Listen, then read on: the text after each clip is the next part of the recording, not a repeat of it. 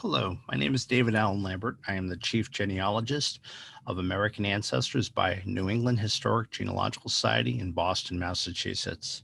I'm pleased to present the second part of a three-part course, The Stones Speak. My portion is researching the associated records of the burial.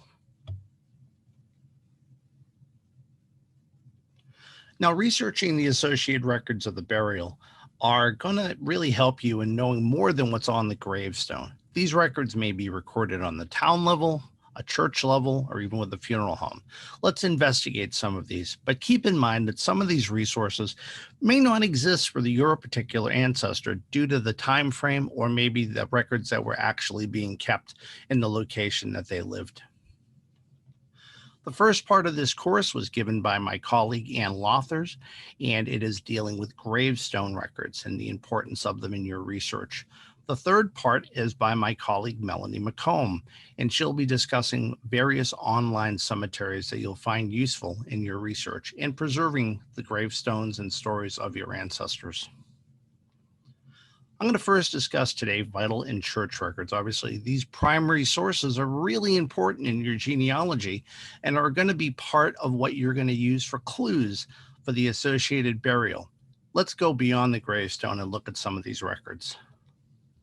Now, obviously, in the 20th century, we can always count on a death record having the information, such as the name of the cemetery or the undertaker, as indicated here in this 1942 death record, courtesy of the Provincial Archives in New Brunswick, Canada. Now, in some cases, earlier death records may just say the town that they're buried in, or may not even indicate it at all, as is the case with earlier records. Let's go really far back in time and look at this 17th century series of deaths from the town of Newbury, Massachusetts. Now, this is courtesy of the Family History Library microfilm, and this is deaths in the 1660s in this colonial New England town. As you can see, there is the name of the deceased and their date. Now, if it's a lady, her husband will be listed. If it's a child, their parents will be listed, but there's no cause of death and clearly no place of burial. This is one of the reasons why I wrote a book called A Guide to Massachusetts Cemeteries. It's in its third edition, and it's also an online book. This was a way to know what cemeteries were associated with a particular town. So if you had someone buried in the 1660s or the 1960s, you can find out what cemeteries were associated to be around at that point in time. That way you're not looking at a cemetery that had not existed yet. But keeping in mind that in those days, you didn't always have to be buried in consecrated ground. There may have not been a settlement with a church yet. They may have been living out in an area that had not been settled. So finding a burial near the house site of your ancestor is entirely possible. And hopefully that site is still preserved today, but some of them have been lost to time. Here's an example of the church register from the 1720s, where it gives the date of burial, not the date of death of the individual, and their associated relative, may it be the spouse or the parents. If a person was a stranger to a church, they would often allow burials in the churchyard, and that would be just a common courtesy.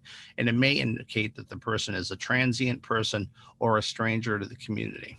Oftentimes, people are buried back into the parish where they actually lived if they already had family members buried there, or there was a reason to be removed back to where they came from.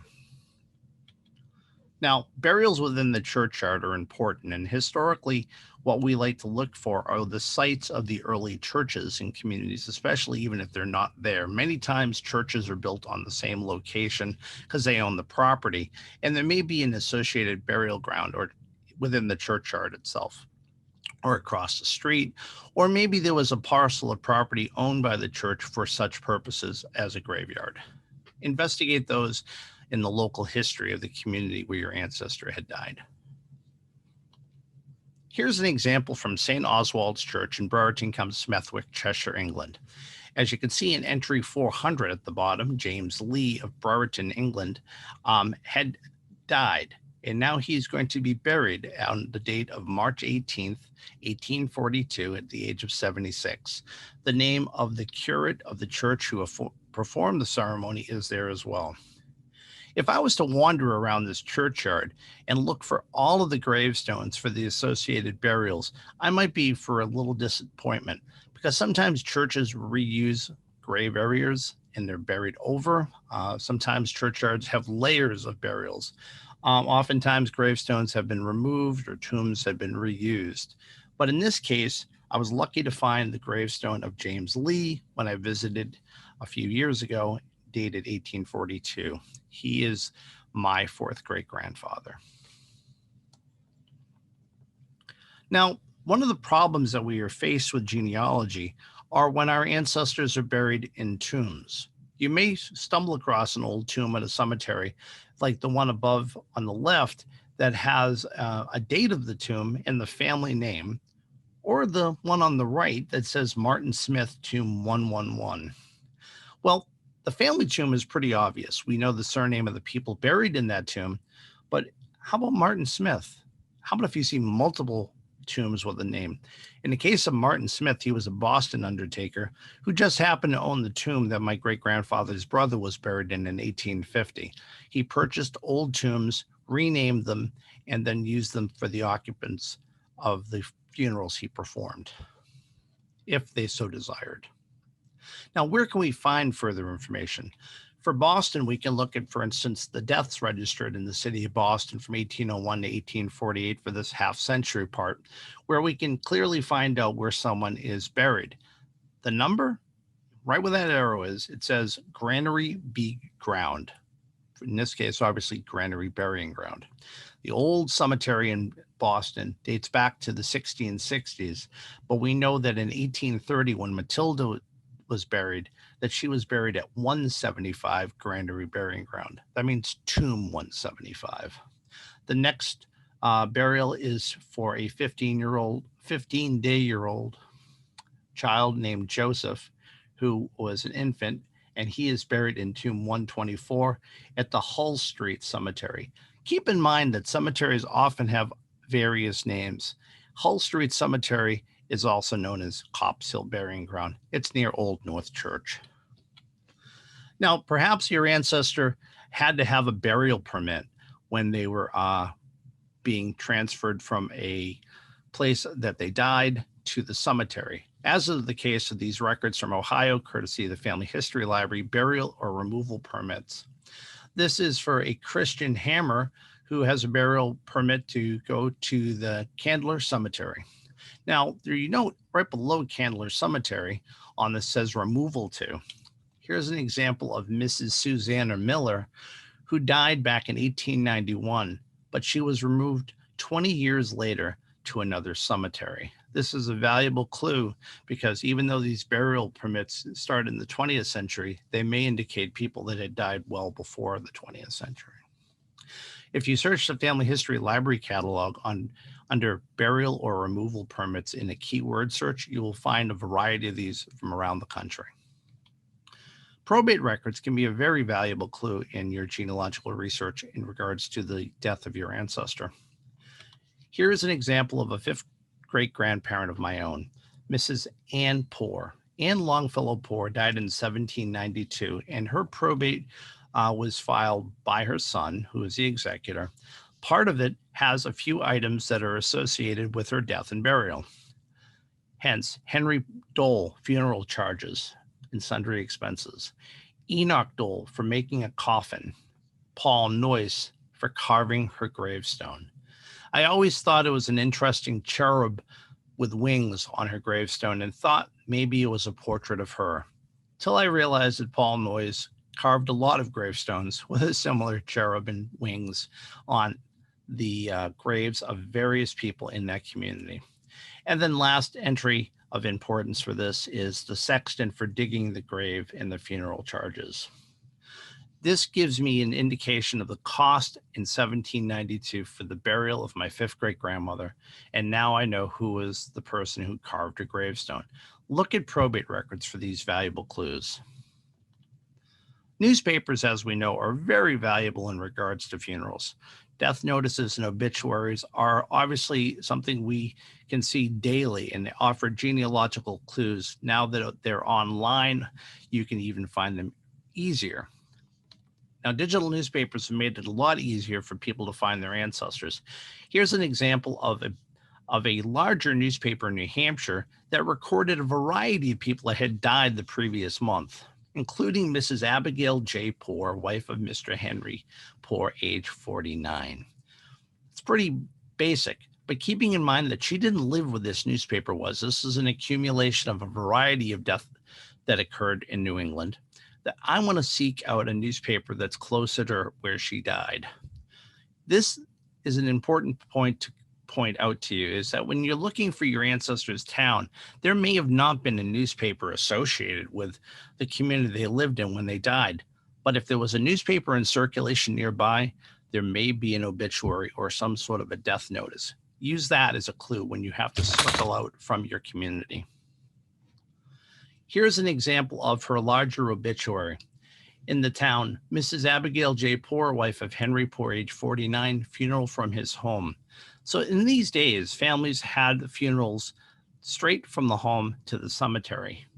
And of course, in this case, it's in the winter, and they're saying because weather permits, the funeral will occur. So maybe there had been some bad weather. We can obviously check newspapers to see what the weather was like in those days.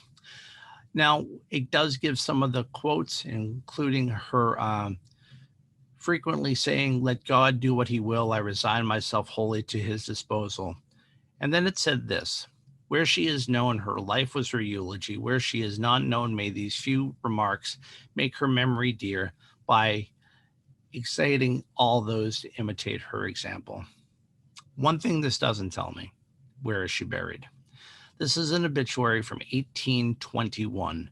But of course, people knew where she was going to be buried. The family knew. They didn't need to tell anybody. If you knew where they were, you went to the home, then went to the cemetery. Unfortunately, in Newburyport, Massachusetts, there's a few possibilities of where she might be. But I have my good clues now that she's at Old Burial Hill. Now, a gravestone in my local town cemetery is pretty basic, just says Deacon Thomas Capon. But when I did a search in the local newspaper, I found that he was associated with a military group, the Stoughton Grenadiers, and that they were going to attend his funeral, and that he was actually the oldest member of the company, and when he died on Wednesday night. I know when he died from the death record, doesn't say what time in 1871. It also mentions that his funeral will be at 1 o'clock at the Universalist Church, and the minister that would be providing the services.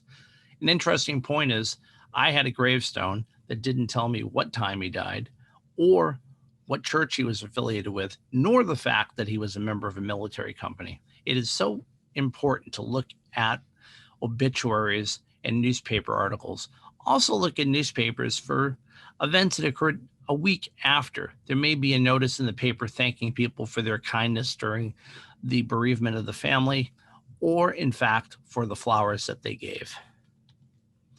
Funeral homes. The idea of a funeral home was alien to our ancestors in the 1700s for the most part, or even before, as you can see from this funeral procession in Connemara, Ireland in the 19th century. There are not going to be a funeral home that we think of today in rural areas that it would have been too expensive, and the family would have simply put the deceased on the cart and brought them to the churchyard or the place of burial.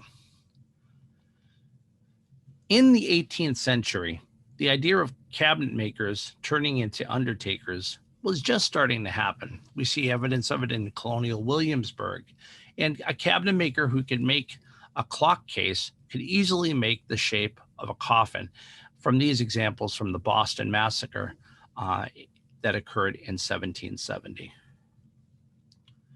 Now, on American ancestors, we have the New England Historical and Genealogical Register as one of our databases. Our register has been published consecutively since 1847, and our 175-year-old organization cherishes every page, as I did when I found this entry from an account book of James Capon.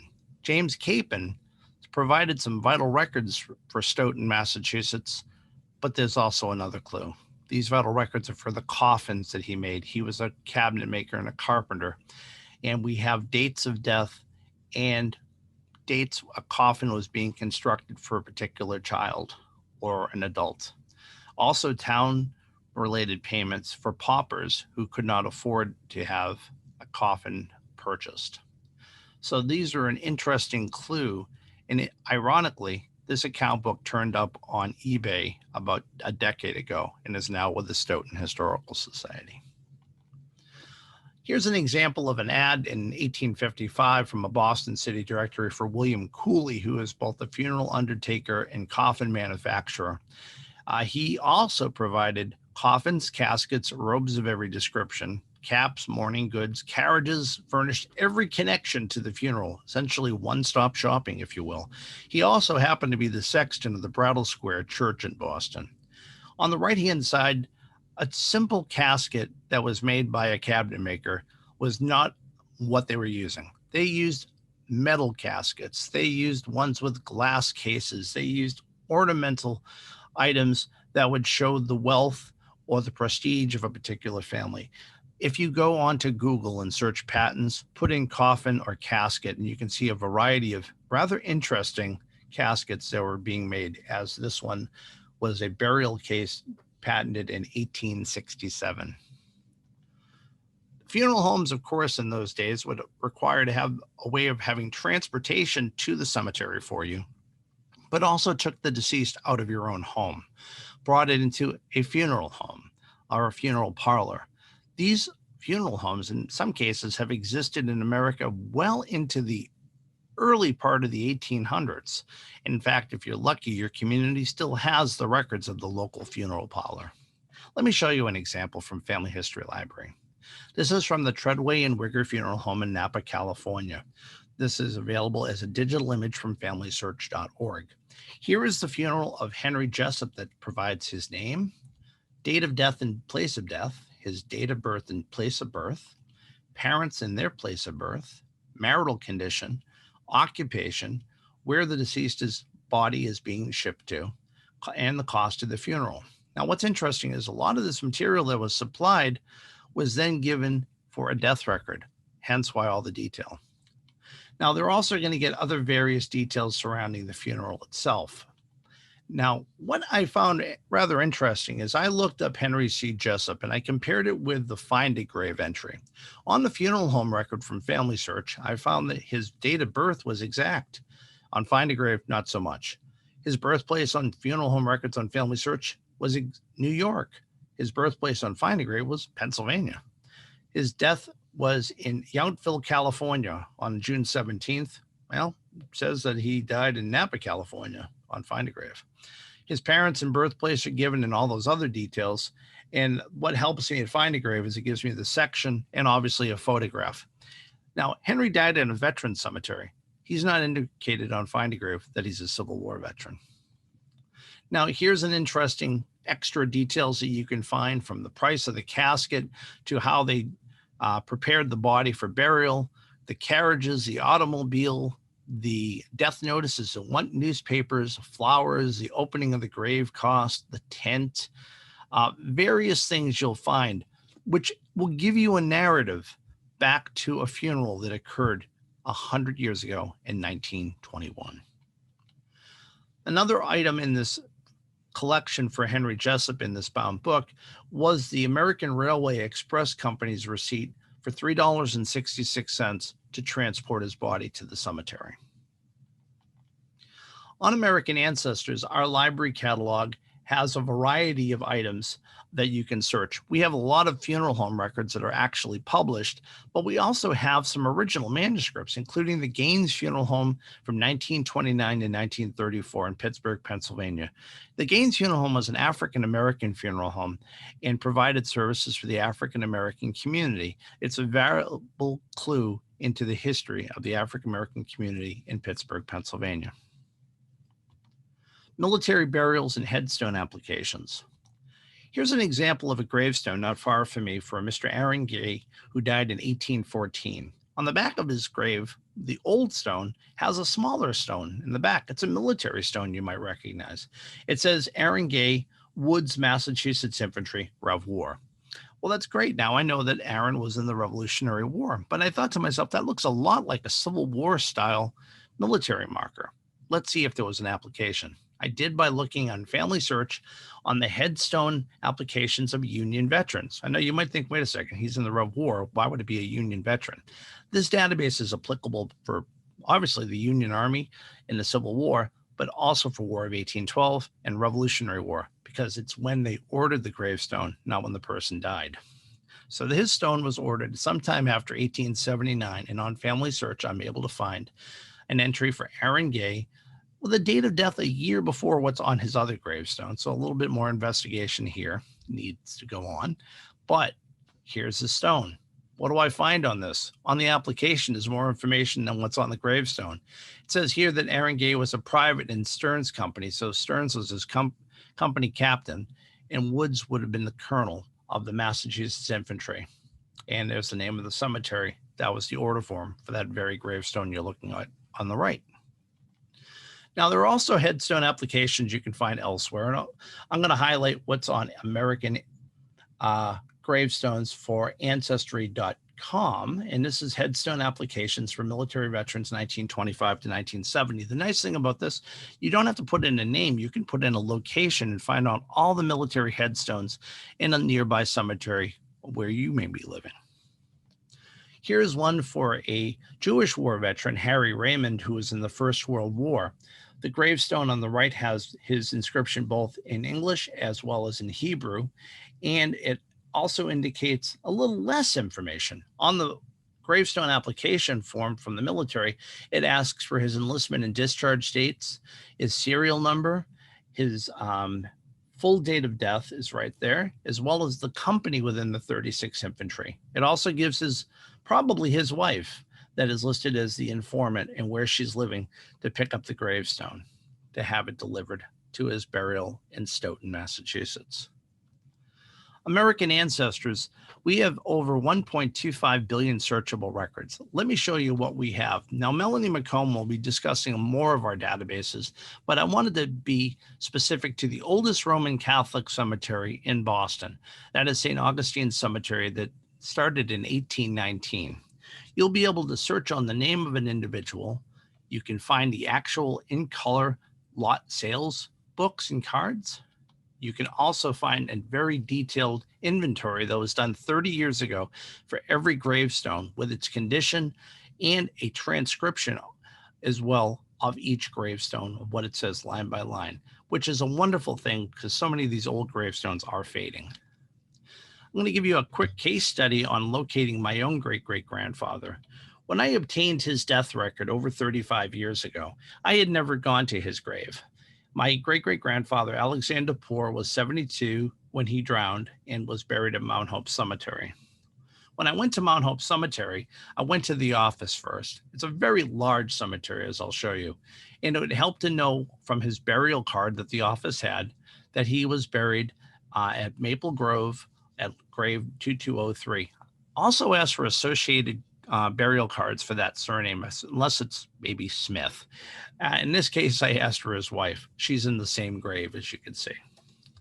I'm glad I did get that burial card because, as you can see in the photograph on the left, it's a pretty big cemetery to conquer if you're looking for a burial that may not even have an upright gravestone. Looking at a map that the cemetery provided or an old plot list helped as well. And I'm glad I did go to the office first instead of look for a stone, because all he has is a small purple slate marker with the number. He never had a gravestone. I'm going to fix that very soon. Just a review of some of the things we talked about. We talked about vital and church records and their importance. Probate records are obviously for clues to maybe what the costs were in the funeral, as well as who may have carved the gravestone. We already know how important newspapers are, but a review of some of the details that occur on the death of the individual, the funeral, and sometimes things to look for the week or so after the funeral as good clues to what happened and who was involved. Funeral home records are very valuable, and if you have them locally, try to get them preserved. Local historical societies or state historical societies should be alerted when an old funeral home is being closed. Military burials are so important, and headstone applications exist for many of them, as you've seen both on FamilySearch and Ancestry.com. And cemetery records and transcriptions, like what are on AmericanAncestors.org, are very valuable for helping us know the story of gravestones that are started to fade or maybe even don't exist anymore. And I hope that my case study just brought an example of going from a death record to the cemetery records to then going to the cemetery and sadly finding there's no gravestone. I hope there is a gravestone for your ancestor, and I hope that these clues bring you closer to knowing more about your ancestor's last days, and that these records help make the stones speak to you. Thank you very much.